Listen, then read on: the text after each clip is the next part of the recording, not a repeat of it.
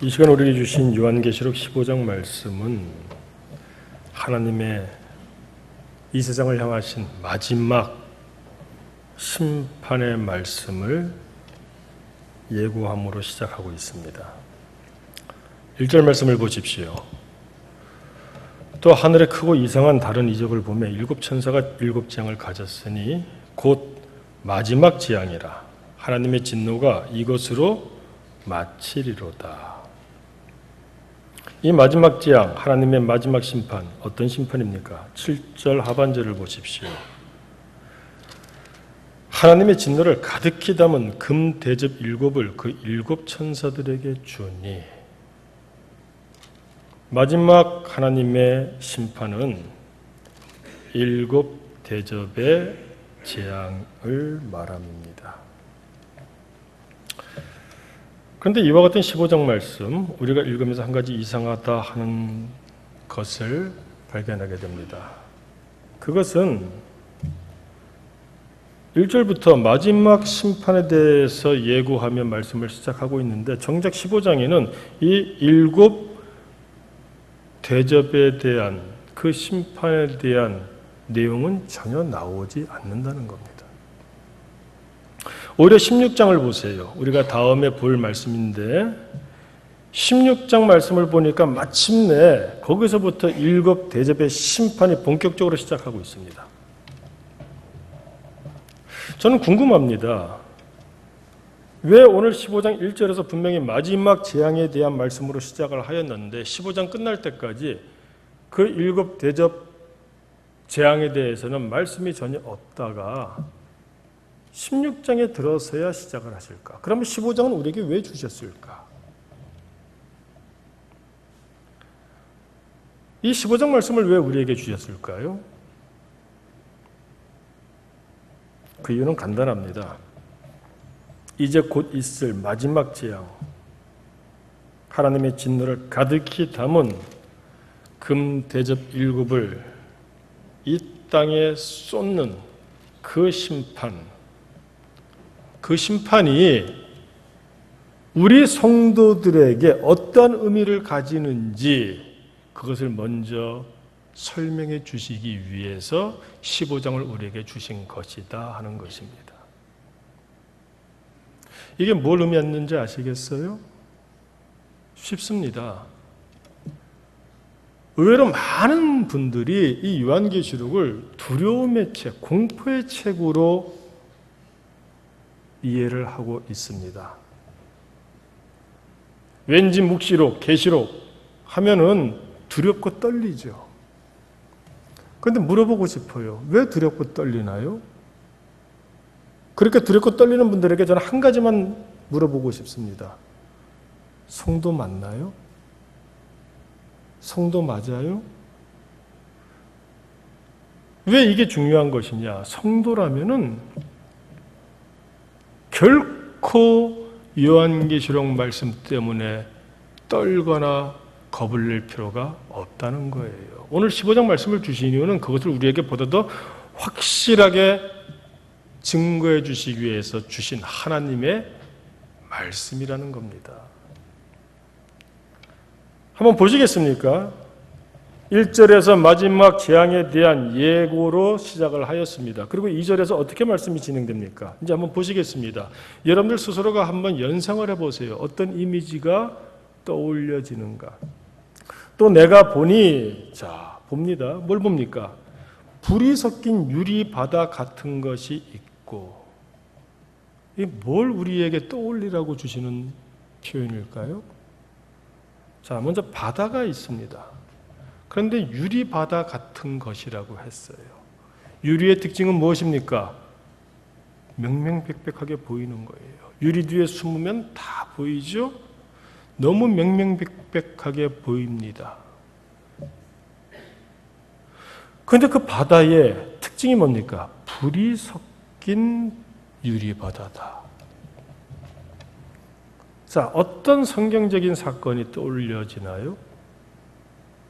자, 불이 섞였다고 하는 것이 무엇일까요? 자, 바다입니다. 유리바다입니다. 너무나 다 보여요. 그런데 불이 섞였어요. 그러면 그 바다가 어떨까요? 갑자기 무엇이 연상됩니까? 가볍게는 바다에서 전쟁 난 거 보신 적 있으시죠? 영화로 봤지 않습니까? 특히 고대 전쟁에서 해전이 일어났을 때 군함과 군함들이 막 뒤엉켜서 포탄을 서로 쏟아붓습니다. 그때 불바다가 되잖아요. 불바다. 그러다가 배 한 척이 그 포탄에 피격됩니다. 그러면 그 배가 어떻게 됩니까? 불에 타면서 바닷속으로 가라앉죠. 그때 그 군인들은 막 뛰어들고 아수라장, 아비규환이 되지 않습니까? 불이 섞인 유리바다 같은 것이 있고 바로 그 장면을 연상해 보면 될 것 같아요. 자, 하나님께서는 왜 지금 그 장면을 우리에게 연상하라고 하실까요? 구약 성경에 이 사건이 있습니다. 잘 알고 계시는 사건이죠. 어떤 사건입니까? 홍해에서 일어났던 사건이죠. 하나님께서 홍해를 가르쳤습니다. 하나님의 백성이 그 사이로 길을 마른 땅을 밟고 건넜습니다. 그 뒤를 따라서 애굽의 마병들이 병거를 끌고 들어왔습니다. 하나님의 백성들을 죽이기 위해서 뒤따릅니다. 그런데 하나님의 백성들이 다 건넜어요. 그러자 하나님께서 어떻게 하셨습니까? 그 바다를 다시 물로 채우셨습니다. 그때 어떻게 되었습니까? 1, 20명이었겠습니까? 1, 200명이었겠습니까? 1, 2,000명이었겠습니까? 지금 이스라엘 백성들은 2, 300만 명입니다. 그들을 죽이려고 해하려고 쫓아온 애굽의 마병 또 병거의 수가 얼마나 됐을까요? 근데 그 수많은 마병과 병거들이 홍해에서 순식간에 수장이 되었습니다. 그 장면을 한번 떠올려 보세요.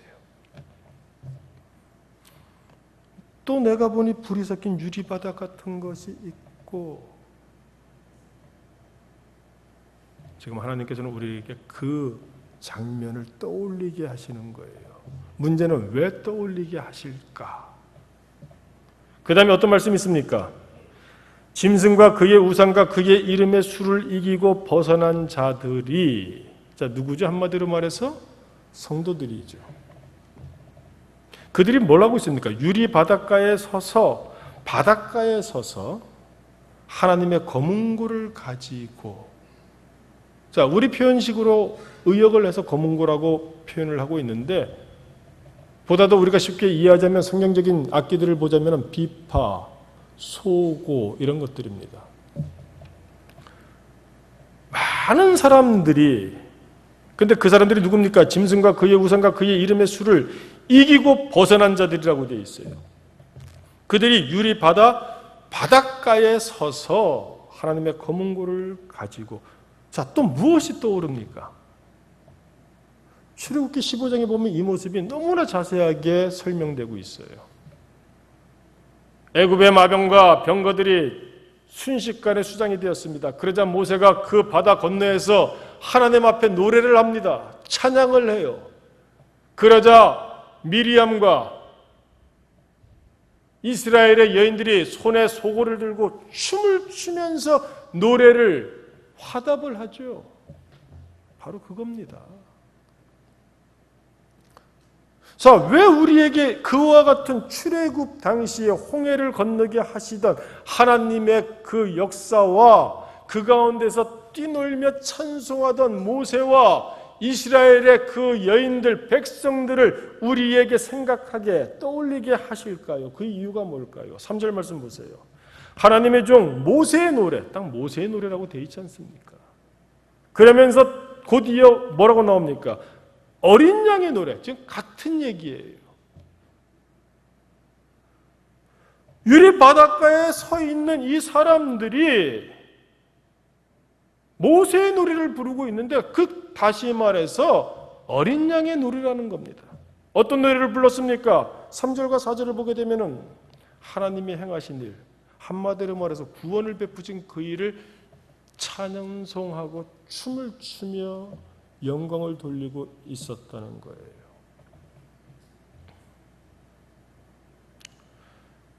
중요한 것은 왜 이와 같은 말씀을 지금 마지막 일곱 대접의 심판을 앞두고 15장에서 우리에게 말씀하고 계실까 하는 겁니다. 왜 이 말씀을 주실까요? 여러분, 일곱 대접의 심판이 우리들에게 어떤 의미를 가진다고 생각하세요? 기억하시기 바랍니다. 일곱 대접의 심판, 하나님의 모든 심판, 그리고 이 특별히 마지막 심판, 이 심판들, 요한계시록에 기록된 모든 심판들은 성도들은 대상이 아니라는 겁니다. 이 심판의 대상은 오로지 용과 그의 하수인격인 두 짐승과 그 두 짐승의 미혹을 받아서 추종하는 악한 세력들, 한마디로 말하면 이마에 짐승의 수 666이 기록되어져 있는 그들을 대상으로 하는 것이고, 우리 성도들은 오히려 어떻습니까? 마치 홍해에서의 그 역사를 바라보며 하나님을 찬송하였던 모세와 같이, 미리암과 그 여인들과 같이 우리도 찬송을 할 만한, 오히려 우리를 위해서 역사하시는 하나님의 사랑의 표현임을 성경에 말씀하고 있는 거예요.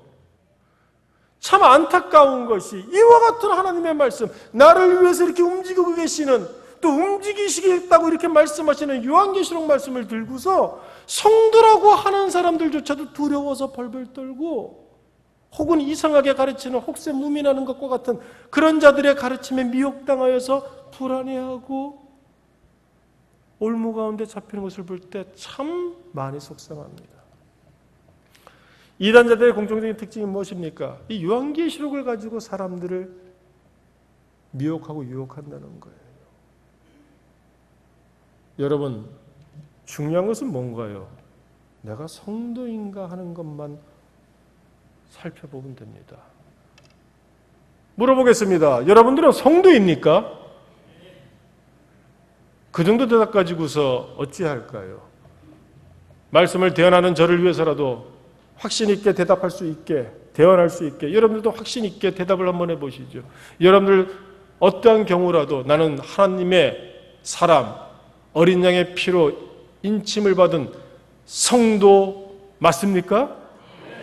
그렇다면 이 요한계시록의 말씀 가운데 심판, 재앙, 그 어떤 것도, 앞서 7인의 재앙이 있었습니다. 그 다음에 7 나팔의 재앙이 있었습니다. 그리고 16장에서부터는 이제 마지막 더 아주 진노를 가득히 담은 대접이 쏟아지는 7 대접의 심판이 있을 것입니다. 그러나 나하고는 전혀 상관이 없는 거예요. 오히려 나를 대상으로 하는 것이 아니라 나를 위하여서 하나님이 하실 일임을 우리는 꼭 마음에 새길 수 있기를 원합니다. 그러므로 그날은 우리에게는 해방의 날이에요. 기쁨의 날이에요. 감사의 날이에요. 모세와 미리암과 그의 이스라엘 백성들, 여인들이 춤을 추며 소고를 들고 찬양을 하였듯이 우리는 마땅히 그럴 수밖에 없는, 그래야 되는, 우리에게는 경사스러운 날임을 꼭 기억하시기를 바랍니다. 여러분, 1945년 8월 6일 날 어떤 일이 있었는지 아세요? 일본 히로시마에 원자탄이 떨어졌습니다. 그리고 불과 사흘 뒤에 8월 9일 날 이번엔 나가사키에 또 하나의 원자탄이 떨어졌습니다. 그날 하루에만 죽은 숫자가 어림잡아서 20만 명이 넘는다고 합니다.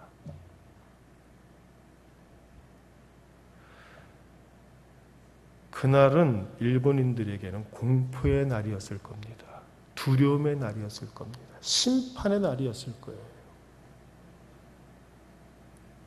그래서 우리도 두려웠습니까? 우리 대한민국, 우리 국민들이, 우리 백성들이 두려워했습니까? 일본인들에게는 심판의 날이고 죽음의 날이고 재앙의 날이고 공포의 날이었지만 우리에게는 소망의 날이고 기쁨의 날이고 감사의 날이었습니다.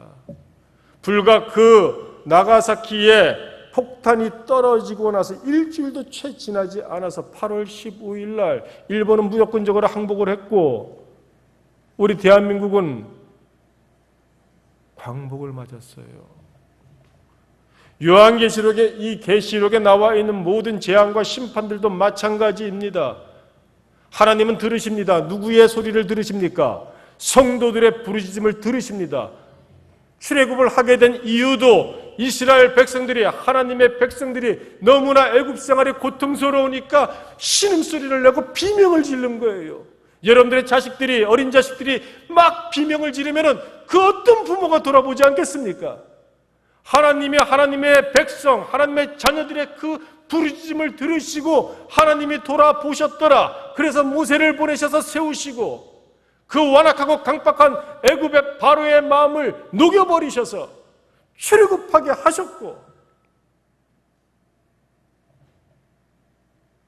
그래서 광야 생활 40년 그 지긋지긋하게 불순종하는 이스라엘 백성들 그럼에도 우리가 자녀를 놓지 않듯이 하나님이 그들을 놓지 아니하시고 먹이시고 입히시고 인도하시고 그래서 마침내 가나안 땅에 들어가게 하셨지 않습니까? 이 계시록에 나와 있는 모든 심판도 마찬가지예요. 우리가 기도를 합니다. 우리가 온전치 못해요. 우리의 인성이나 인격이나 성품이나 삶의 모습들이 사실 어떻게 하나님 앞에서 거룩하고 향이 좋겠습니까? 냄새 나더라도 내 자식은 껴안을 수 있는 것처럼 하나님께서는 그래도 우리를 껴안으십니다. 그래서 천사들이 그 우리의 기도를 어떻게 한다고 하셨어요? 많은 향로에다가 우리의 기도와 많은 향을 담은 거예요. 우리의 기도가 얼마나 냄새납니까? 얼마나 인간적이고 육적이에요.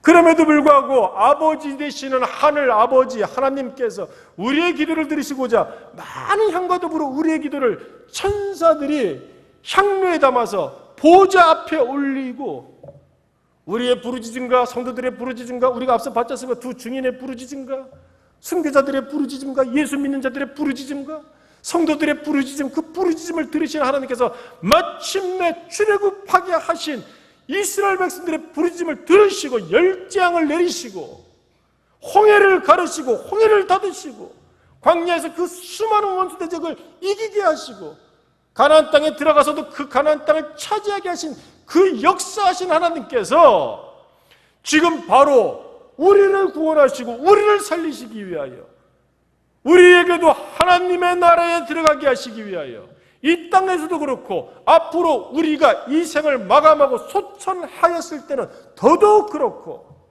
우리를 구원하시기 위하여 바로 이 요한계시록에 나타난 모든 예언의 심판 재앙을 행하고 계신다 하는 것입니다. 여러분, 그러므로 일본인들에게는 그날이 저주의 날이고 재앙의 날이고 심판의 날이었지만 우리 조선 백성들에게는 그날이 광복이요 해방이요 기쁨이요 경사스러운 날이 되었던 것처럼 이 요한계시록에 기록된 모든 심판의 말씀은 우리가 성도일진데 우리는 바닷가에 서서 모세와 같이 미리암과 같이 그 수많은 이스라엘의 백성들과 여인들과 같이 소고를 치며 춤을 추며 하나님을 찬송하는 것 외에는 우리가 연관될 것이 없다는 말씀입니다. 그러므로 중요한 것은 내가 성도라면 절대 두려워할 것이 없다는 거예요. 오히려 소망을 해야죠. 그 마지막 때를 고대해야죠. 혹시 내가 살아있는 동안 예수님이 재림하신다면 야 얼마나 좋을까. 여러분 예수님이 재림하신다면 우리는 공중에 불려 올라갑니다. 이미 소천하신 분들은 먼저 올려지고 그 다음에 분명히 성경에 나와 있지 않습니까? 그 다음에 우리도 불려 올려가요. 심판은 누가 받습니까? 땅에 남은 자들이 받는 거예요. 이 요한계시록 말씀도 마찬가지입니다. 무시무시한 심판과 재앙들이 있지만은 우리하고는 상관없습니다. 우리하고는 상관없어요. 왜? 하나님이 나를 위하여 행하시는 일이기 때문에 나를 살리고자 행하시는 일이기 때문에, 나를 구원하고자 행하시는 일이기 때문에, 나를 괴롭히는 용과 두 짐승과 그것들을 추종하는 그 악한 세력들을 멸하시기 위함이기 때문에, 나를 그 가운데서 구원하시기 위하시기 때문에, 여러분, 우리는 그 유리 바닷가에 서서 그 광경을 바라보며 검은고를 켜며 찬송하며 감사하는 것, 그거 외에는 우리가 할 바가 없다는 겁니다. 오늘 성경 말씀을 계속하여 보시기 바랍니다. 5절 말씀을 보십시오. 또 2일 후에 내가 보니, 또 봅니다. 뭡니까? 하늘에 증거장막의 성전이 열리며 7장을 가진 7천사가 성전으로부터 나와, 이렇게 되어 있어요. 드디어 이제 7재앙을, 즉 7대접의 그 심판을 시작하려고 준비를 합니다. 그래서 7천사가 성전으로부터 나옵니다. 그런데 5절 말씀 보세요. 그 성전을 뭐라고 표현하고 있습니까? 하늘에 증거장막의 성전이 열린다고 되어 있어요. 그냥 성전이 열렸다고 하면 되지 왜 그 앞에 증거장막이라고 표현을 할까요? 여러분, 뭘 증거하는 겁니까? 장막하면 떠올려지는 게 뭡니까? 출애굽 당시에 광야 생활을 하면서 이스라엘 백성들은 하나님께 제사 드리고 예배 드리기 위하여 성막을 모시고 다녔어요.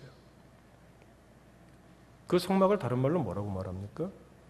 그걸 증거장막이라고 하는 겁니다. 왜 증거장막이라고 할까요? 그 성막에는 언약궤가 있지 않습니까? 언약궤에 무엇이 담겨 있었습니까? 다른 것은 몰라도 분명히 알아야 될 것이 있죠. 시내산에서 하나님께 받은 두 돌비. 그 돌비에 뭐가 기록되어 있습니까? 십계명이죠. 그것을 뭐라고 부르느냐? 시내산 언약이라고 합니다. 하나님은 창세기부터 시작하여 당신의 사람들에게 계속해서 언약을 주세요. 다른 언약이 아닙니다. 같은 내용입니다. 그런데 자꾸 잊어버리니까, 우리가 잊어버리니까 실족하지 말라고 계속해서 반복하여 언약을 주십니다. 그 언약의 키워드가 뭐나요? 요지가 뭡니까? 나는 너희의 하나님이 될 것이요 너희는 내 백성이 되리라, 이 얘기입니다. 증거장막의 성전이 열리며, 성전인데 증거장막이라고 표현을 해요. 이유가 뭡니까? 지금 앞으로 일어날 7대접의 심판의 그 동기가 무엇이라는 얘기입니까? 하나님이 너를 구원하시기 위하여 이미 너에게 주셨던 언약을 이제 성취시키기 위하여 행하실 일들이다, 이 얘기입니다. 아니, 나를 당신의 백성 삼아주시고 나를 당신의 자녀 삼아주시기 위해서 시작하실 일들인데, 그 심판들인데 나를 죽이시겠습니까? 나를 고통 가운데 놓게 하시겠습니까? 우리가 해야 될 일은 뭔가요? 그 가운데서 바라보고 하나님이 나를 위하여 행하시는 그 일을 찬송하는 것 외에는 할 게 없다는 겁니다. 하나님의 진노가 얼마나 가득합니까? 1절 말씀을 보니까 하나님의 진노가 이것으로 마치리로다. 더 이상 심판할 것을 남겨두지 아니하실 만큼 철저하게 심판하실 것입니다. 여러분, 8절 말씀을 한번 보세요. 하나님의 영광과 능력으로 말미암아 성전의 연기가 가득 찹니다. 지금 심판하기 위하여 7천사가 나온 그 성전입니다. 증거장막입니다. 그런데 하나님께서 그 가운데 임재하셨다는 거예요. 연기가 가득 찼습니다. 7천사의 7장이 마치기까지는 성전에 능히 들어갈 자가 없더라. 무슨 뜻입니까? 하나님이 하실 것이라는 얘기예요. 이 모든 일들은 하나님께서 하나님의 자녀들을 위하여 하나님께서 친히 이 7천사들을 통하여 하나님이 하시는 마지막 심판이라는 겁니다. 얼마나 이것이 엄중한지를 보여주는 거예요. 그런데 문제는 성도들을 위해서 하신다는 겁니다. 요한계시록을 통하여 많은 자들이 이 부분에 대해서 오해를 하고 이 부분에 대해서 잘못하니까 두려워하고 그러다가 미혹당하고 그러다가 실족하는 것을 보게 되는데, 우리 용산남부교회 교우들은 오늘 이 말씀을 통해서라도 결코 그런 어리석은 가운데 빠지는 일은 없기를 간구합니다. 이 말씀은 나를 위한 거예요. 이 말씀은 나를 위한 거예요. 나를 위하여 이렇게 하시는 하나님.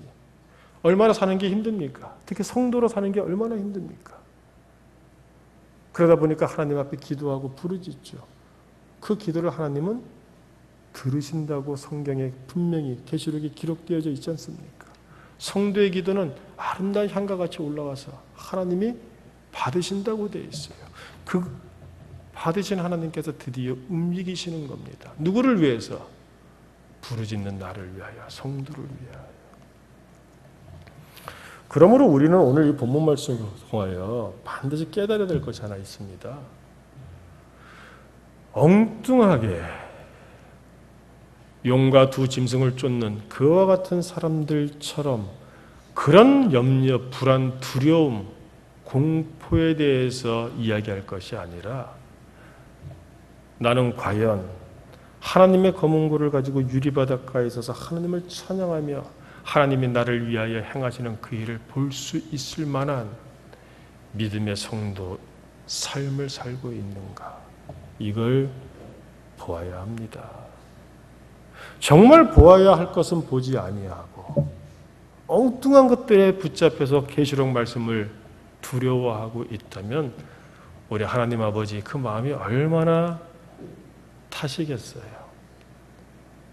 여러분, 오늘 본문 말씀에서도 분명히 있었죠. 2절 말씀 다시 한번 보십시오.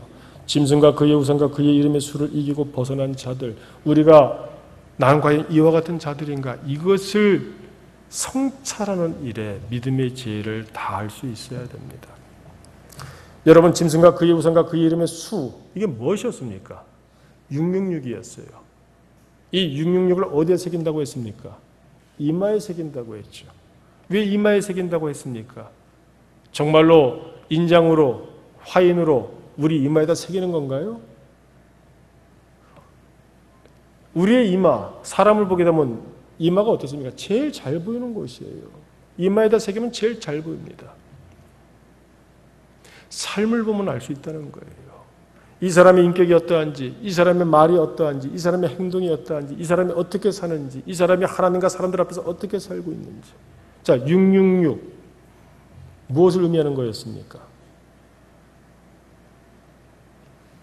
7이 완전수예요. 하나 모자랍니다. 말 그대로 모자란 수죠. 모자란데 셋입니다. 666. 셋이 무엇을 의미한다고 했습니까? 하나님이죠. 모자란데 자기가 하나님인 양 사는 사람들. 우리 모두에게 그와 같은 모습들이 있습니다. 자기가 주인이지 않습니까? 특히 요즘 세태가 더더욱 그러합니다. 내가 주인이고 내가 하나님의 자리에서 좌지우지할 때가 얼마나 많은가요? 우리가 성도라면 우리 이마에는 뭐가 있어야 됩니까? 어린 양 보혈로 인침을 받은 흔적이 있어야 됩니다. 그것은 무엇입니까? 마찬가지예요. 아, 당신을 보니 하나님의 사람 맞네요. 당신을 보니 예수 믿는 사람 맞네요. 아, 당신은 다르네요.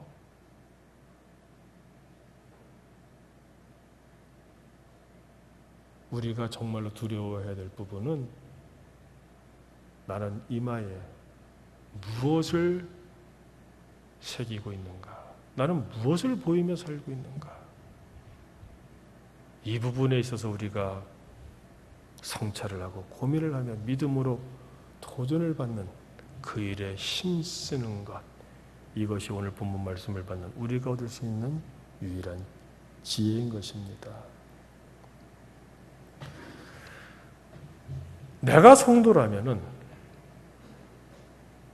하나님이 오늘 행하시고 계시는 이 말씀의 모든 심판과 재앙들, 나를 위해서 행하시는 것이기 때문에 우리는 오히려 위로를 받고 소망 가운데에서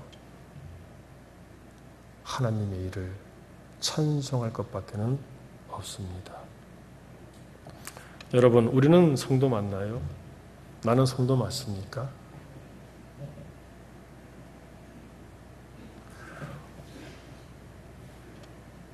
삶이 참 힘들고 고단합니다. 특히 성도로서 살려고 하니까 더더욱 그렇죠.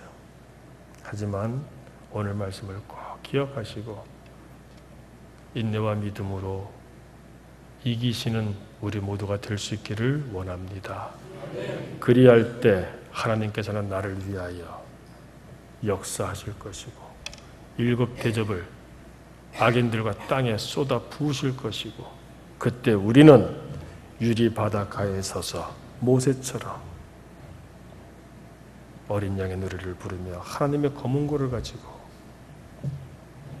하나님을 찬양하며 구별되고 구원받은 백성답게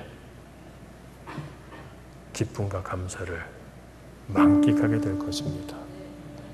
하나님의 나라는 있습니다. 나 같은 죄인이라 할지라도 그래서 어린 양의 보혈이 나에게 주어진 것이고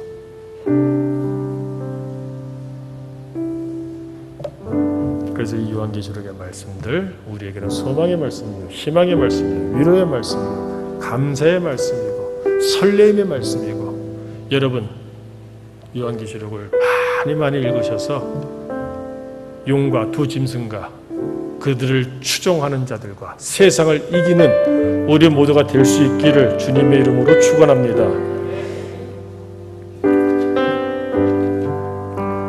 나 같은 죄인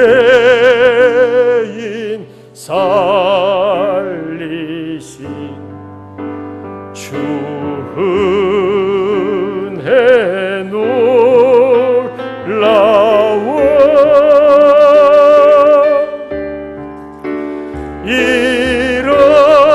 잃었던 생명 찾았고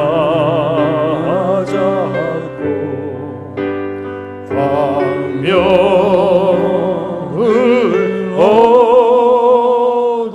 얻었네. 조금 빠르게 찬송합니다. 큰 죄악에서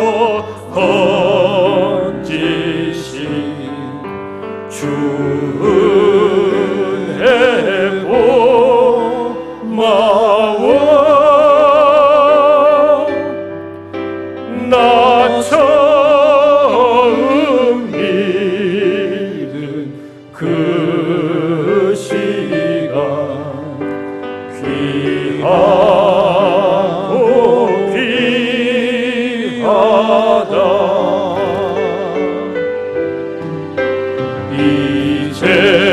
이제껏 내가 산 것도 주님의 은혜라 또 나를 장차 본향에 인도해 주시리 거기서 우리 영원히 주님의 은혜로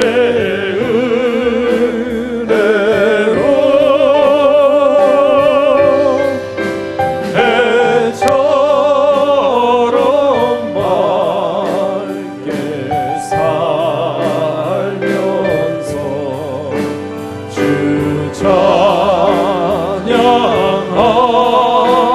찬양하리라. 우리 한번 통성으로 기도하겠습니다.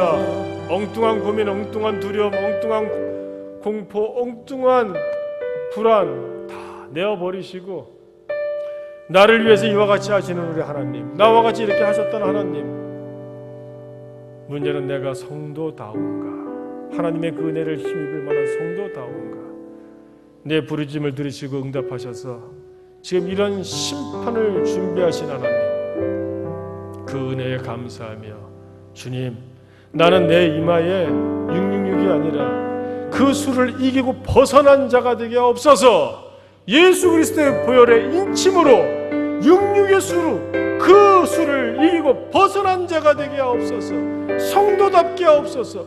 그러므로 그날 나는 유리바닷가에 있어서 하나님의 백성들과 하나님의 자녀들과 함께 하나님의 검은 굴을 가지고 모세의 노래, 어린 양의 노래를 부르는 자, 그 복된 자가 되게 하옵소서. 우리를 돌아보며 잠시 한번 주여 통성으로 기도할 수 있기를 원합니다.